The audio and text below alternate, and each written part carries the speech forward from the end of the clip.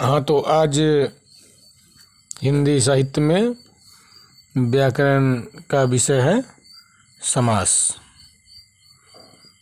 तो समास के बारे में आज हम जानेंगे और उसके जो ट्रिक हैं उसको समझेंगे ताकि याद करने में सहूलियत हो, कम समय लगे और उसे पूर्ण रूप से हम सीख जाएं। तो सबसे पहले समास के परिभाषा के बारे में जानते हैं। समास किसे कहते हैं? तो इसका उत्तर होगा दो या दो से अधिक पदों के मेल से बने पद को समास कहते हैं। समास की कुछ विशेषताएं होती है। समास में कई पदों का मेल होता है, कई पद मिलकर एक पद बन जाते हैं। इन कई पदों के बीच का विभक्ति चिन्ह लुप्त हो जाता है। समास के कुल 6 भेद होते हैं: तत्पुरुष समास, कर्मधारय समास, बहुव्रीहि समास, द्वंद्व समास, द्विगु समास और अव्ययीभाव समास। तत्पुरुष समास सबसे महत्वपूर्ण समास के भेद हैं। इनका पहला पद प्रायः संज्ञा या विशेषण होता है और दूसरा पद संज्ञा होता है, दूसरा पद प्रधान भी होता है। अर्थात तत्पुरुष समास के दूसरा पद प्रधान होते हैं। तत्पुरुष समास को पहचानने का तरीका यह है कि इस समास के जो पद होते हैं उसका विग्रह करने पर कारक के चिन्ह बीच में आ जाते हैं।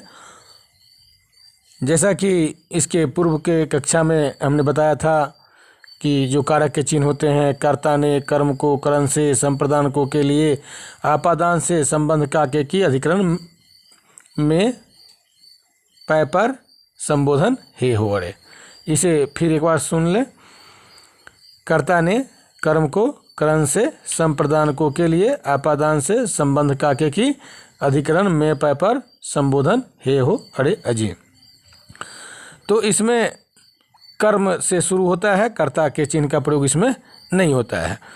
तो तत्पुरुष समास के 6 भेद होते हैं: कर्म तत्पुरुष, करण तत्पुरुष, संप्रदान तत्पुरुष, आपादान तत्पुरुष, संबंध तत्पुरुष और अधिकरण तत्पुरुष।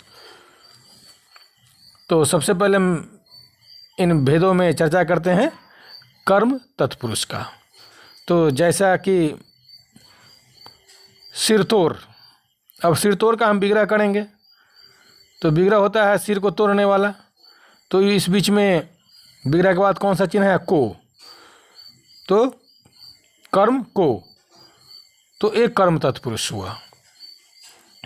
दूसरा करण तत्पुरुष, इसके पद का हम विग्रह करते हैं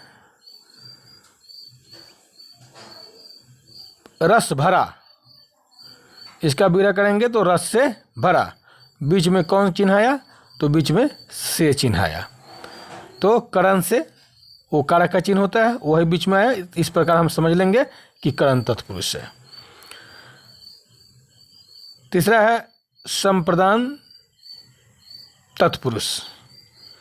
इसके उदाहरण को हम तोड़ते हैं।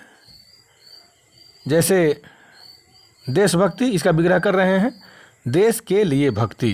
तो बीच में कौन सा चिन्ह आया? के लिए। तो कर्ता ने कर्म को करण से, संप्रदान को के लिए। तो संप्रदान तत्पुरुष हुआ यह, क्योंकि उसका चिन्ह इस बीच में विग्रह के बाद आया है। चौथा है आपादान तत्पुरुष। इसके पद का हम विग्रह करते हैं राजभ्रष्ट। इसका विग्रह करेंगे तो राज से भ्रष्ट। तो राजभ्रष्ट का विग्रह करने पर कौन सा चिन्ह बीच में आया? से। तो आपादान से। तो ये हो गए आपादान तत्पुरुष के उदाहरण। संबंध तत्पुरुष, संबंध तत्पुरुष के पद को हम विग्रह करेंगे श्रमदान, श्रम का दान। तो श्रम का दान के बीच में कौन सा शब्द आया? का, काया। तो संबंध काके की हमने कारक के चिन्ह के समय पढ़ा था, तो इस बीच में आया का, तो इसलिए यह हुआ संबंध तत्पुरुष। अब है छठा एवं अंतिम तत्पुरुष के भेद, अधिकरण तत्पुरुष। अधिकरण तत्पुरुष के पद को हम विग्रह करके देखते हैं। दानवीर, दान में वीर, यानी कि इसमें बीच में आया में, तो में किसका चिन्ह होता है? अधिकरण में पै पर पहले बताया था। तो इस प्रकार इस तरीके के आधार पर हम समझेंगे कि ये तत्पुरुष समास के कौन से भेद हैं, 6 भेद में से कौन से भेद हैं। अब दूसरा है कर्मधारय समास। तो कर्मधारय समास को पहचानेंगे कैसे? तो कर्मधारय समास का जो पहला पद होता है विशेषण एवं दूसरा विशेष्य होता है, इसे विशेषण विशेष्य का समास कहते हैं। जैसे कि नव युवक, इसका विग्रह करेंगे तो नव है जो युवक, तो युवक की विशेषता नव बता रहा है, तो इसमें पहला पद विशेषण होता है। इस प्रकार इसको हम समझेंगे। पीतांबर, पीत है जो अंबर, अर्थात जो वस्त्र पीला है, तो वस्त्र की विशेषता क्या है? पीला है, तो पीला पहले आया पीतांबर। परमेश्वर, परम है जो ईश्वर, कैसा ईश्वर? जो परम है, तो ईश्वर की विशेषता यहाँ परम है बताया गया है। तो इस आधार पर हम पहचानेंगे कि यह कर्मधारय समास है। जैसा कि नीलकमल, नीलांबर, महात्मा, ये सब कर्मधारय समास के उदाहरण हैं। अब तीसरा बहुब्रीहि समास।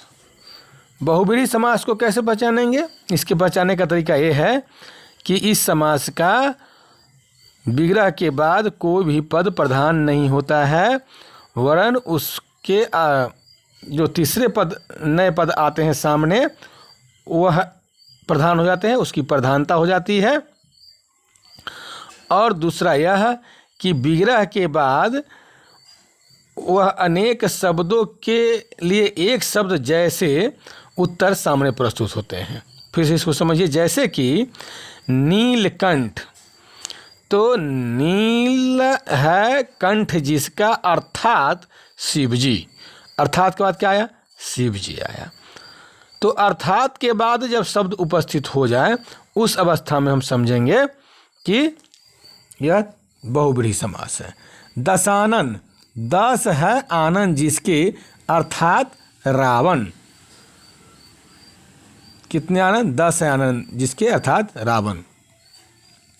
यहाँ एक बात जानना आवश्यक है कि जब हम द्विगु समास को पढ़ेंगे तो उसमें भी आएगा संख्या पूर्व द्विगु, तो उस स्थिति में भी दशानन को हम द्विगु समास नहीं कह सकते, क्योंकि इसमें अर्थात के बाद रावण आया है। जैसे कि चतुरानन, तो चतु मतलब 4, आनन मतलब मस्तक, तो संख्या पूर्व द्विगु के ये उदाहरण हो सकते हैं, लेकिन ये बहुब्रीहि समास यूँ, क्योंकि 4 है आनंद जिसके, अर्थात के बाद ब्रह्मा जी आए हैं। तो यहाँ संदेह में नहीं पड़ना है, स्थिति को स्पष्ट कर लेना है कि अर्थात के बाद यहाँ शब्द प्रस्तुत हो रहे हैं ब्रह्मा जी, तो इसलिए यह बहुब्रीहि समास ही होगा। अब है द्वंद्व समास।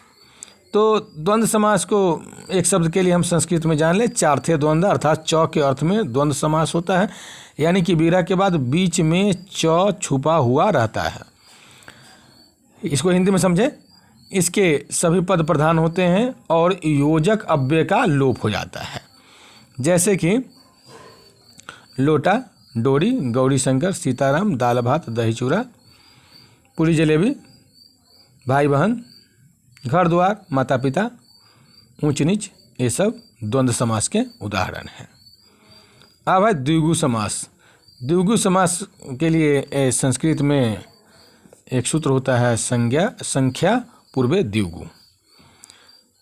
मतलब जिस समास का पूर्व पद संख्यावाचक हो वह द्विगु समास कहलाता है। यानी कि समास का जो पहला पद है वह संख्यावाचक होता है।